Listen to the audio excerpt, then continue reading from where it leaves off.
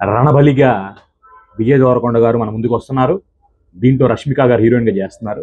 మీకు తెలుసు అందరికీ వాళ్ళు ఈ మధ్య పెళ్లి చేసుకున్నారు.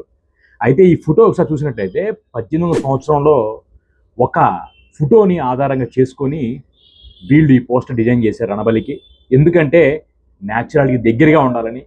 మనం మొన్న ఒక సాంగ్ కూడా చూసాము, చిన్న బిట్టో రిలీజ్ చేశారు రణబలికి సంబంధించి.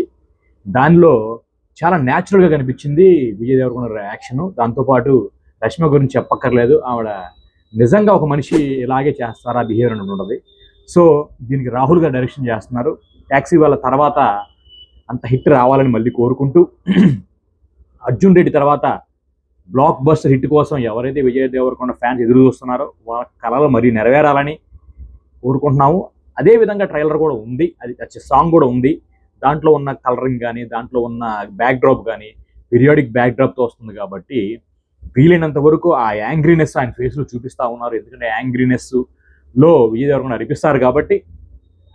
అదేవిధంగా సినిమా మొత్తం రావాలని, అందరు ఫ్యాన్స్ ఉర్రోతులు ఊగిపోవాలని, ఇలాంటి మ్యాచో మ్యాన్ ఒక మాస్ మసాలా అందరికి అందివ్వాలని ఫ్యాన్స్తో పాటు ప్రతి ఒక్కళ్ళు కోరుకుంటున్నారు. సినిమా లవర్స్ అందరూ కూడా ఖచ్చితంగా ఈ సినిమా హిట్ కావాలని కోరుకుంటా ఉన్నాం.